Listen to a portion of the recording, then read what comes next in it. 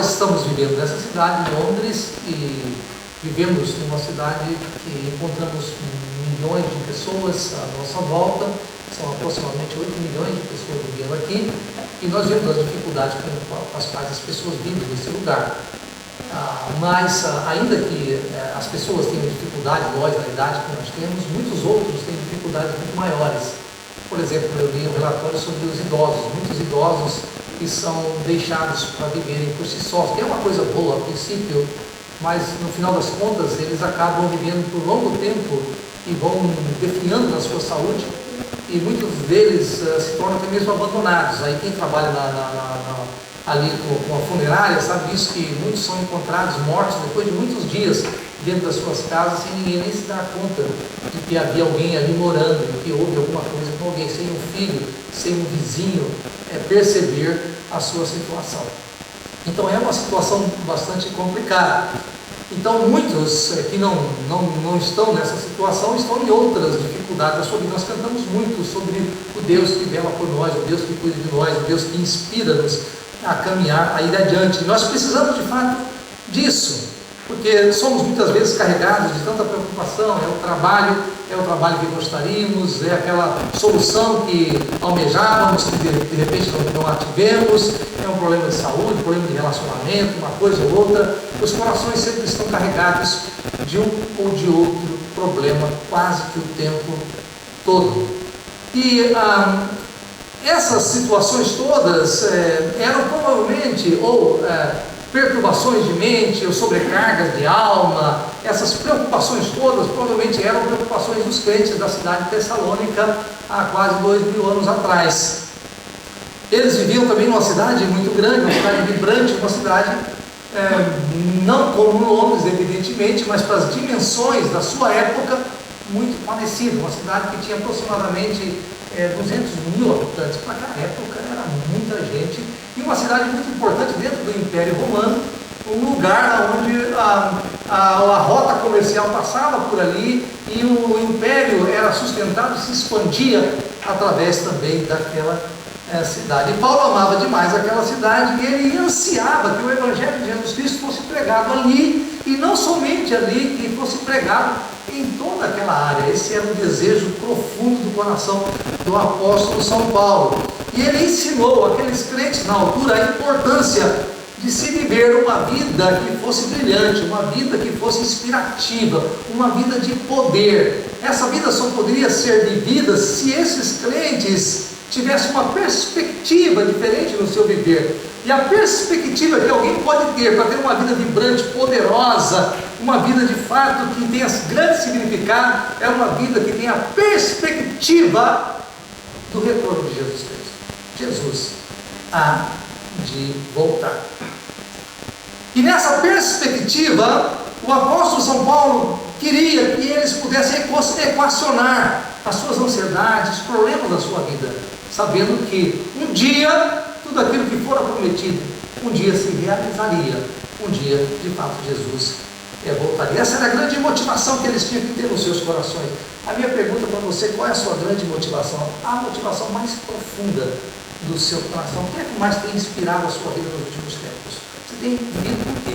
Qual a razão maior da sua vida?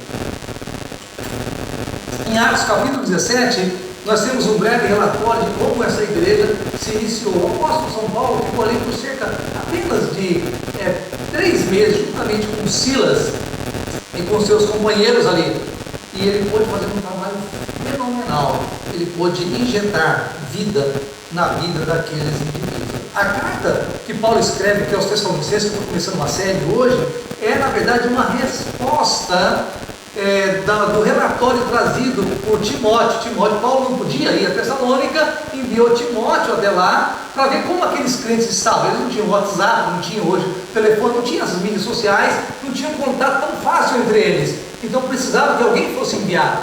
E Timóteo foi lá, e a resposta que Timóteo traz é que a igreja estava vivendo uma vida vibrantíssima. Ele veio extremamente admirado, e ele deu um excelente relatório para Paulo. Paulo, olha, a igreja de Tessalônica está vivendo de uma maneira espetacular. E Paulo então ficou muito contente, já era contente com aquela igreja, estava muito mais contente com ela. Ele vai mostrar isso no versículo 9 do capítulo 3. Diz lá o texto: como podemos ser? Olha só, Paulo dizendo: como podemos ser suficientemente gratos a Deus por vocês, por toda a alegria que temos diante dele, por causa de vocês. Noite e dia insistimos em orar para que possamos vê-los pessoalmente e suprir o que falta da vossa fé. Paulo está dizendo: olha, vocês têm sido inspirados pelo Evangelho. Como é que eu posso ser tão grato a Deus? Paulo vai dizer em um outro momento que aqueles crentes são a glória dele, do ministério dele, e ver aqueles crentes bem pujantes na fé causava uma grande alegria no coração do apóstolo São Paulo, como causa no coração de qualquer pastor que ama as suas ovelhas. No capítulo 1, versículo 3, Paulo então vai se referir a eles dizendo: lembramos continuamente diante de nosso Deus e Pai o que vocês têm demonstrado. A fé deles era uma fé viva. A fé viva demonstrava um trabalho que resulta da fé, porque eles tinham fé, eles se empenhavam e trabalhavam. O esforço que era motivado pelo amor e a perseverança proveniente da esperança em nosso Senhor Jesus Cristo. Porém, irmãos, a gente quando vê isso, pensa: esses crentes estão vibrando na fé, parece que está tudo bem lá. Não, não está. A vida não estava sendo fácil para aqueles indivíduos. Eu disse na última reunião que nós tivemos com o pessoal que muitas das perseguições, muitos dos sofrimentos que a Bíblia menciona, eu não conheço, e muitos de nós não conhecem também. E esses crentes enfrentavam essas situações. Muitos estavam sendo arrastados para a prisão, perdendo tudo que tinham, sendo lançados numa prisão em que não tinham quem, humanamente falando, os defendesse. E eles precisavam estar firmes. O apóstolo São Paulo sabia, como nós precisamos estar firmes na nossa caminhada aqui. A pergunta é: qual era a inspiração para eles manterem-se firmes? Qual é a inspiração para você manter-se firme? Paulo vai falar sobre essa inspiração, ele vai falar sobre o retorno iminente de Jesus Cristo, a esperança de que Jesus Cristo irá voltar. Quando nós passamos por situações difíceis, tempos conturbados na nossa vida, quando estamos doentes, estamos sem trabalho, quando temos dificuldades, talvez com os nossos filhos, com os nossos parentes, quando estamos sobrecarregados, onde é que nós buscamos refúgio? O que é que inspira o nosso coração? O que é que inspira o seu coração? Para alguns, talvez, depois de uma sobrecarga tremenda na sua vida, ele pode pensar: olha, eu espero que as minhas férias do trabalho venham logo, eu quero relaxar, eu quero descansar nas minhas férias. Outros podem pensar: não, olha, eu estou chegando a um tempo da minha vida e gostaria de aposentar quando eu me aposentar, então eu vou descansar dessa labuta toda. Outros podem pensar: não, quando eu comprar aquela minha casa, eu vou resolver o problema, não vou fazer mais nada depois, eu não tenho mais nenhum grande desafio depois disso, eu não quero relaxar. Ou então, quando de fato a minha saúde melhorar, ou isso ou aquilo outro. Irmãos, todas essas motivações podem ser muito boas, com certeza, e eu acho que elas são muito boas. Nós precisamos de motivações na nossa vida, mas Deus nos dá uma motivação sobreexcelente, muito superior a essa motivação. E tem gente que tem motivações até mesmo banais, né? Aqueles que são fanáticos por futebol, por exemplo, ficam pensando no seu time, em como o seu time está no campeonato, se vai ganhar ou se vai perder, ou o grande clássico que vai ter, que vai poder relaxar. Assim por diante, às vezes, são tão banais. Mas o Senhor nos dá uma grande inspiração. E essa inspiração, irmãos, é a perspectiva de você viver hoje com a perspectiva, melhor dizendo, do retorno iminente de Jesus Cristo. Nos dias atuais, no tempo que nós vivemos, na situação em que nós vivemos, com tanta fartura, tanto conforto, para nós isso parece que não traz nenhum tipo de inspiração. Essa é a grande verdade. Não sai nenhum tipo de conforto. Pastor, eu estou preocupado com outras coisas nesse tempo da minha vida. Isso parece que não conforta mais ninguém. Não é verdade, meus queridos irmãos? Nossa vida é demasiadamente confortável. Espera tribulação na sua vida e você vai lembrar da esperança do retorno de Jesus Cristo. Eu espero que nada disso aconteça.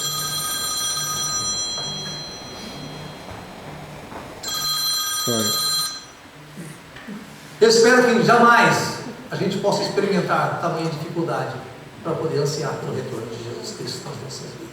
Mas o fato é que é extremamente importante, é vital que nós possamos encontrar motivação em Cristo, encontrar motivação nas promessas do Senhor, a fim de que nós caminhemos e permaneçamos inabaláveis sobre a rocha da palavra do Senhor, sobre a rocha que é o próprio nosso Senhor Jesus Cristo, e não sejamos reféns de qualquer situação. É extremamente importante para nós. Precisamos, irmãos, desse senso de antecipação. Precisamos de ter um grande apetite para ver Deus agir no nosso tempo, agir na nossa história. Precisamos voltarmos para o Senhor e buscá-lo de todo o nosso coração. Deus, opera, por favor. Senhor, age no nosso tempo, age na minha vida. Paulo, irmão, vivia assim.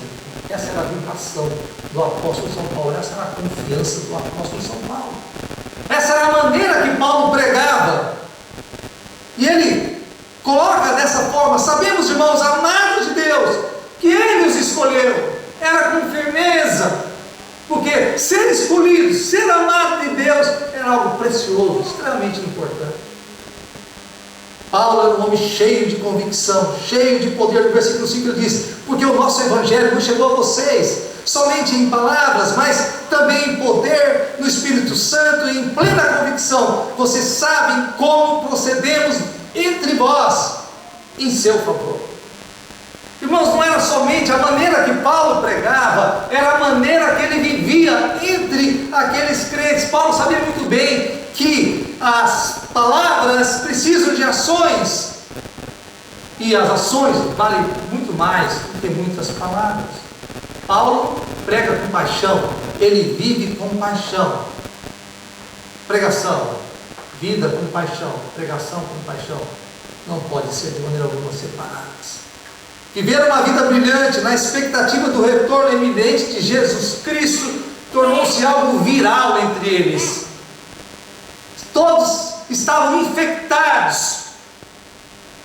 Esse era o grande sonho, o grande anseio da alma, ao ponto de que eles podiam ser imitadores de Paulo, imitadores de Cristo. No versículo 6 diz: de fato, vocês se tornaram nossos imitadores, imitadores do Senhor Jesus Cristo. Imagina, gente, que grande alvo você pode ter para a vida. Se você conhece o Evangelho, conhece as cartas de Paulo, imitar Paulo, que coisa mais fantástica. Imitar Jesus Cristo. E Paulo está dizendo: vocês se tornaram meus imitadores e imitadores de Jesus Cristo. Irmãos, como seria para nós, no tempo de hoje, se vivêssemos o dia de hoje na expectativa do retorno de Jesus Cristo? Primeira coisa, irmãos, nós viveríamos segundo a palavra de Deus.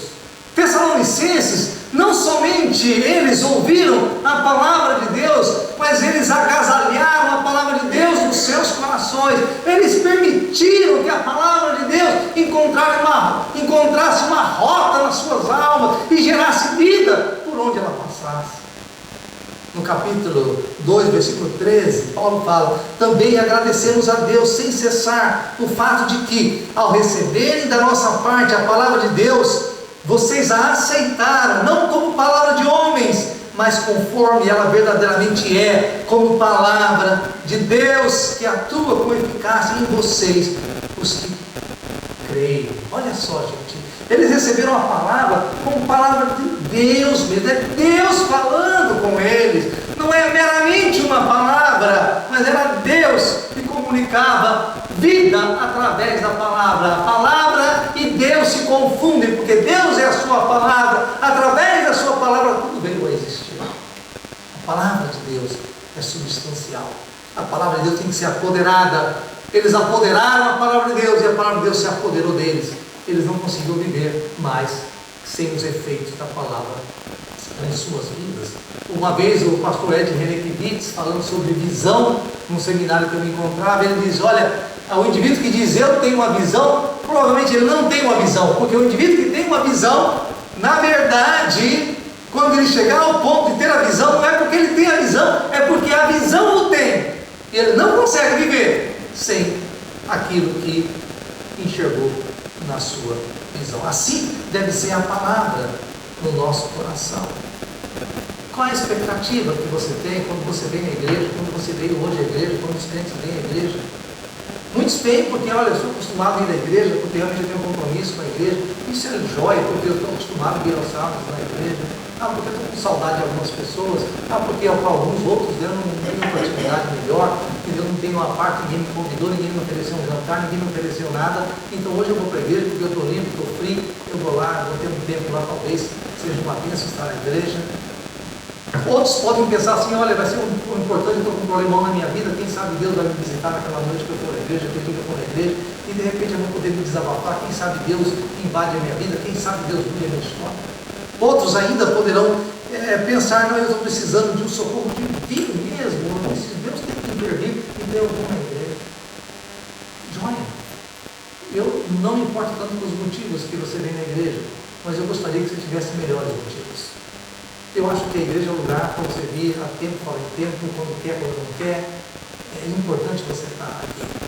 Mas seria muito melhor se você viesse à igreja com o seu coração nas mãos do Senhor e disse, Senhor, fala comigo, Senhor, ouvi sua voz.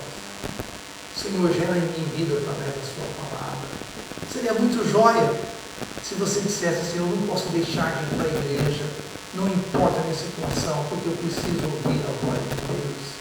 Mas se você tem esse pensamento, saiba, você precisa se preparar o seu coração antes. Prepara o coração em casa, prepara o coração durante a semana. Senhor, eu preciso da tua palavra, eu preciso de vida gerada pela tua palavra. Senhor, tenha misericórdia do pregador que vai pregar, nem sei quem é, talvez seja o pastor de Israel. Tenha misericórdia, Senhor, dá a palavra para ele, que ele possa ministrar no meu coração através da tua palavra. Prepara o teu coração, Senhor, fala comigo, eu preciso ouvir a sua doce voz. Irmãos, quando a palavra de Deus é pregada, a fiel palavra de Deus é pregada, quando nós que pregamos a palavra, pregamos de fato a palavra de Deus, Deus fala através da sua palavra. Nós não queremos contar a nossa história, não queremos, contar qualquer outra coisa que não possa edificar a sua vida, mas somente a palavra de Deus. E Paulo era fiel na pregação da palavra do Senhor. Ele diz, pois nossa exortação não tem origem no erro, nem em motivos impuros, nem temos intenção de enganá-los, de maneira alguma. Queremos pregar somente a palavra de Deus. Tem uma história aqui, a história escrita na autobiografia de Spurgeon. Charles Spurgeon foi o chamado príncipe dos pregadores, o maior pregador que esse país já viu. Ali na igreja Tabernáculo, ele costumava pregar, e ele conta a experiência de salvação que ele teve com Jesus Cristo. Ele disse que ele saiu num dia e veio uma tormenta de neve, uma nevasca muito forte, e ele então estava procurando abrigo e de repente entrou na igreja metodista. E quando ele estava na metodista, lotado de neve sobre o seu casaco ali, entendeu? Querendo se aquecer um pouquinho, esperar a tempestade parar, o pastor estava pregando, de repente o pastor não sabia mais o que falar, entendeu? E por ele não saber o que falar mais, o pastor então começou a repetir por várias vezes Isaías 45:22, que diz: volte-se para mim e sejam salvos, todos vocês, confins da terra, pois eu sou Deus e não há nenhum outro. E o pastor continuou repetindo o mesmo verso. Aí o pastor ousado diz: você aí que está perdido, miserável, volte para o Senhor. E ele ouviu aquelas palavras, ele disse: naquele momento eu conheci verdadeiramente Jesus Cristo como o meu Salvador. Naquele momento a palavra de Deus tocou profundamente na sua vida e gerou vida nele. A palavra de Deus, irmãos, deve nos mover, deve nos prender, deve nos impulsionar para a nossa vida. Paulo era um desses que tinha a palavra de Deus sincronizada no seu coração. É por isso que ele tinha uma fé vibrante. Como consequência, os crentes se tornaram os seus imitadores. De fato, vocês se tornaram meus imitadores. No versículo 14, do capítulo 2, perdão, diz: porque vocês, irmãos, tornaram-se imitadores das igrejas de Deus em Cristo Jesus que estão na Judéia. Vocês sofreram da parte dos seus próprios conterrâneos as mesmas coisas que aquelas igrejas sofreram da parte dos judeus. Não importava, eles estavam compartilhando os mesmos sofrimentos, mas eles não se desviavam. A alegria continuava nos seus corações, porque eles estavam vivendo pela palavra de Deus, nutridos pela palavra de Deus, sob o poder da palavra de Deus eram crentes inabaláveis. Por isso, irmãos, não era nenhuma surpresa como aquela igreja se espalhava. Imagine os crentes vivendo pela palavra de Deus. Imagine se você vive pela palavra de Deus na sua casa, no seu trabalho, na sua escola. Como você vai querer compartilhar essa palavra de Deus e como isso vai incendiar os corações das pessoas. As pessoas estão buscando respostas em tantas coisas e nós temos o poder da palavra de Deus. É assim que nós estamos vivendo, gente. É assim que nós devemos viver. Antes da morte de Gandhi, o grande Gandhi da Índia, ele então fez um desafio aos cristãos. Ele diz: vocês cristãos cuidam de um documento que contém suficiente dinamite para destruir toda a civilização, virar o mundo de cabeça para baixo e trazer a paz para um planeta devastado por contendas e guerras. Mas vocês tratam esse documento como fosse apenas uma peça de literatura. Isso é grande palavra.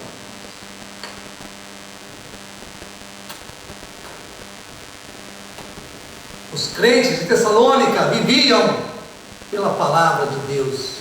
Era o que mais inspirava os seus corações. O que é que tem inspirado o seu coração?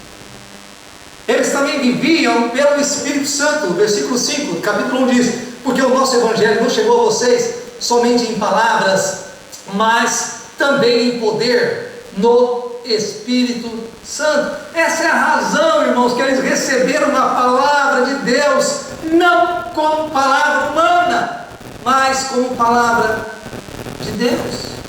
A palavra de Paulo tinha um poder sobrenatural.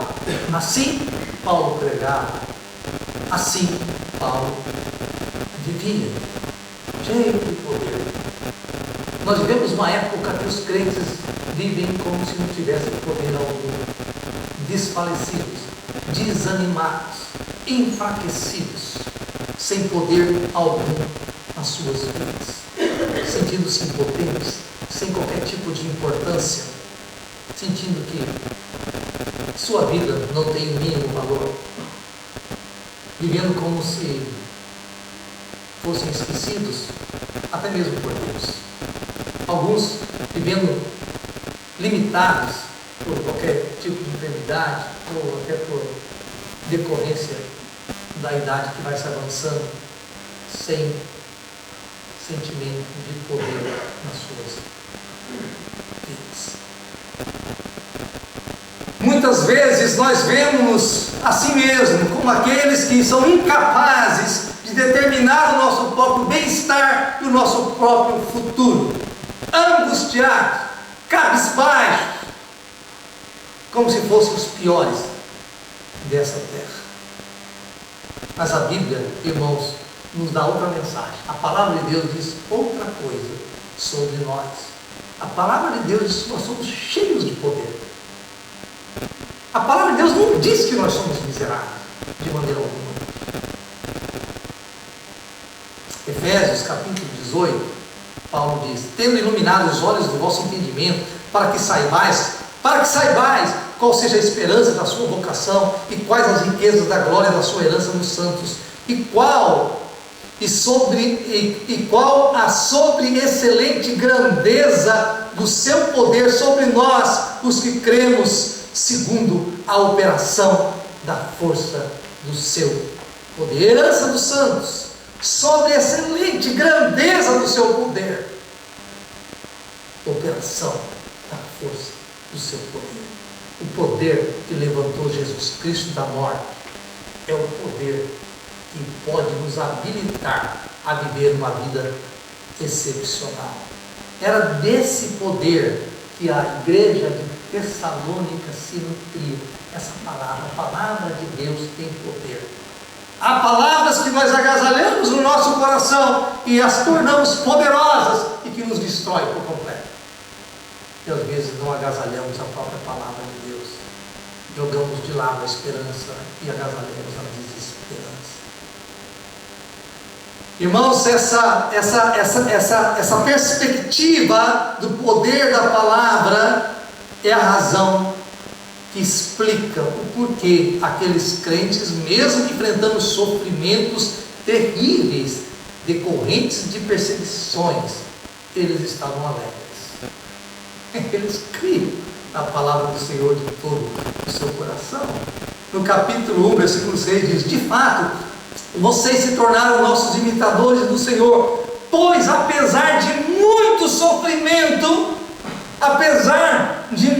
sofrimento, receberam a palavra com alegria, palavra que vem do Espírito Santo. Que joia, gente! Que poder tem essa palavra! Eles estavam imitando Paulo, seus companheiros, mas eles estavam imitando o Senhor Jesus Cristo.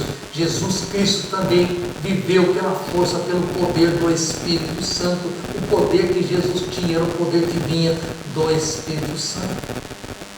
Você pode estar pensando agora, mas pastor, eu creio na palavra, eu sou servo do Senhor, e por que eu me sinto assim tão enfraquecido, tão desanimado, sem muito desejo mesmo às vezes de ouvir a própria palavra do Senhor? O que é que está acontecendo? O que eu posso dizer é o que não acontecia com aqueles indivíduos. Eles agasalharam a palavra, assumiram o compromisso de seguir após o Senhor Jesus Cristo. Eles viviam pelo poder do Espírito Santo, porque eles assumiram um compromisso de viverem com Cristo, de amá-lo, de servi-lo de todo o coração. Eles caminhavam cheios de alegria, porque eles caminhavam após Jesus Cristo, sem desviar nem para a direita, nem para a esquerda. Os seus olhos estavam firmados em Jesus Cristo. Eles andavam com alegria e com poder, porque eles não permitiam que outras coisas tomassem o lugar de Jesus Cristo nas suas vidas. O foco deles estava em Jesus Cristo. No versículos 9 e 10 do capítulo 1 diz: pois eles mesmos relatam de que maneira vocês nos receberam e como se voltaram para Deus, deixando os ídolos a fim de servir ao Deus vivo e verdadeiro e esperar do céu seu Filho, a quem ressuscitou dos mortos, Jesus, que nos livra da ira que há de vir. O impacto da palavra fez com que eles abandonassem as suas antigas crenças, as amuletas nas quais eles sustentavam as suas esperanças para a vida, que podem ser muitas para nós. Eles abandonaram seus ídolos, tomaram uma resolução nas suas vidas e seguiram a Jesus Cristo. E agora, como eles já tinham tido a experiência de ter encontrado com Jesus Cristo em espírito, eles ansiavam por encontrá-lo na carne, naquele dia glorioso que não vai tardar, e o Senhor Jesus vai se manifestar. Eles amavam Jesus, eles estavam cativados pelo amor sublime de Jesus Cristo. Eles entenderam que Jesus era Jesus para a vida inteira e que incluía a eternidade, não era para alguns momentos, para alguns gaps da nossa vida. Eles entenderam que Jesus era melhor do que ter muito dinheiro. Eles entenderam que ter Jesus era melhor do que ter uma grande casa. Eles entenderam que ter Jesus era melhor que um trabalho árduo para ter uma grande aposentadoria. Eles entenderam que ter Jesus era melhor do que o desenvolvimento de uma carreira profissional. Eles entenderam tudo isso. A Bíblia diz que nós devemos buscar o reino de Deus em primeiro lugar. Essas outras coisas são acrescentadas. Não há de maneira alguma na palavra de Deus uma censura a essas coisas, que são boas, mas quando elas tomam o primeiro lugar na nossa vida, elas se tornam ídolos para nós, se tornam malignas, porque eles tiram o foco de Jesus Cristo. Então o desejo deles era viver o Evangelho no poder do Espírito Santo, permitindo que Jesus ocupasse o primeiro lugar. Quando nós pensamos, irmãos, em poder do Espírito Santo, nós pensamos em coisas extraordinárias, extravagantes, mas não tem um poder maior do que transformar uma vida. Não tem um poder mais sublime do que aquele que mantém o crente de pé. Esses, você pode ver muitas coisas acontecendo em nome do tal poder, mas é difícil vê-las subsistir. Mas uma vida cheia do Espírito Santo É uma vida extraordinária, é uma vida que contagia, é uma vida que faz diferença. E é assim que Paulo vivia. Ele vivia pela palavra de Deus. Paulo vivia uma vida pelo Espírito Santo de Deus. Ele amava o Senhor, então o Espírito Santo de Deus tomava a sua vida e o conduzia. Em terceiro lugar, para eu concluir, eles viviam com muita convicção. No versículo 5 diz: porque o nosso Evangelho não chegou a vocês somente em palavras, mas também em poder do Espírito Santo e em plena convicção. Irmãos, a coisa mais maravilhosa é você ver alguém nascendo de novo, né? Nascendo em Cristo, tendo a sua vida liberta, dando os primeiros passos na fé. Mas é muito mais fantástico ver alguém vivendo para Jesus Cristo. É muito diferente quando o indivíduo resolve seguir após Jesus Cristo. Era assim que Paulo vivia para Cristo. E ele era tão convicto de quem era Cristo, ele era tão convicto do seu chamamento, ele era tão convicto do poder de Deus, ele era tão convicto da sua missão, ele era tão convicto da palavra de Deus, que ele não se importava com o que os outros iam pensar. Ele disse no versículo 3: pois a nossa exortação não tem origem no erro, nem em motivos impuros, nem temos intenção de enganá-los, ao contrário, como homens aprovados por Deus para nos confiar o Evangelho, não falamos para agradar pessoas, mas a Deus que prova o nosso coração. Que joia, gente! Convicto e pela mensageiro do Senhor nos agradar a Ele, e de agradar aquele que te arregimentou da batalha da salvação. E ele continua, então ele vai falar que ele não busca reconhecimento humano. Ele diz: vocês sabem que a nossa palavra nunca foi de bajulação, nem de pretexto, nem de ganância. Deus é testemunha. Nem buscamos reconhecimento humano, quer de vocês, quer de outros. Paulo está falando, ele está ensinando esse evangelho para esse povo, gente. Quando você busca a aprovação dos outros, você torna os outros um ídolo na sua vida, porque você vive em função da aprovação.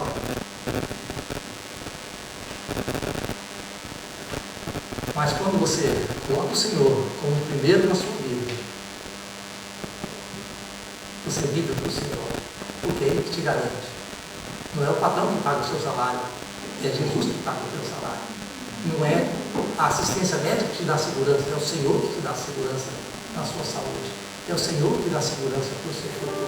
Ele faz com que todas as coisas operem para o seu bem, porque você resolveu amá-lo de todo o seu coração.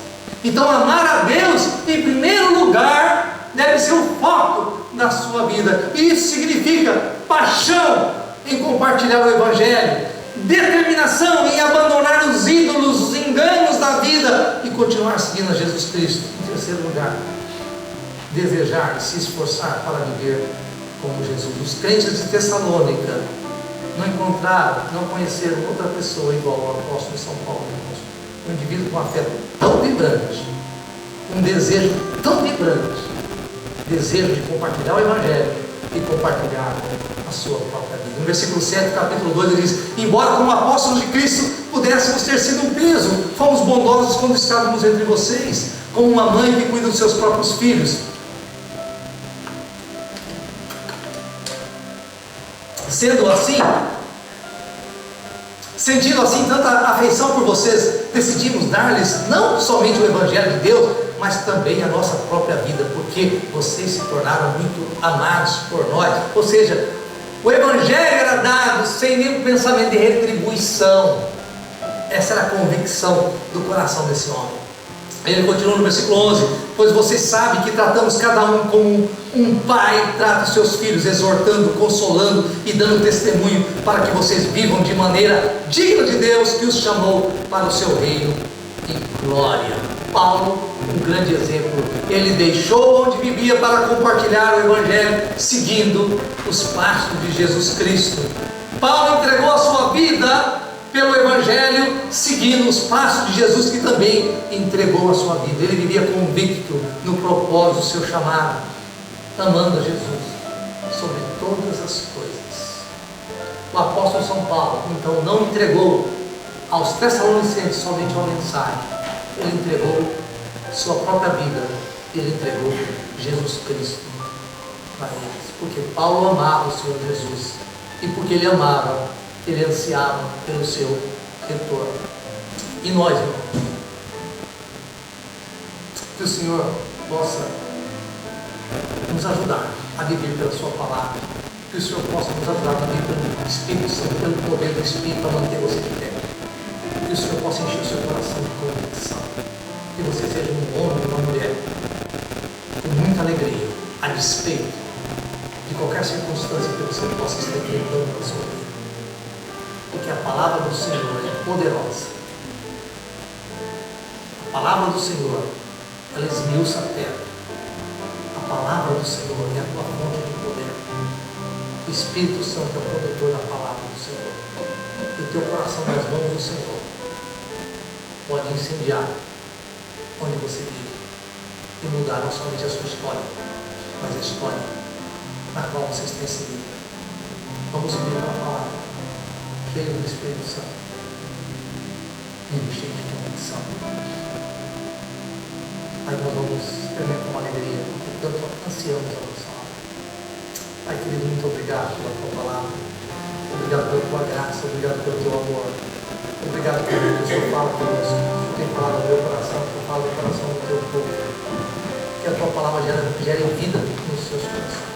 Pai, um nome que é sobre todos os nomes, Pai, eu clamo a ti, para que a tua palavra gere vida nos corações. Que os teus filhos, Pai, levante a cabeça e não ande como quem não tem poder, porque todo o poder foi lhe dado nos céus e na terra, e é esse o poder que o Senhor concede a cada um dos seus filhos. Pai, que possamos viver com esse poder, Pai, encorajados, fortalecidos pelo teu Santo Espírito, crendo absolutamente que se o Senhor é por nós, quem será contra nós? Crendo, Pai, em um futuro brilhante que o Senhor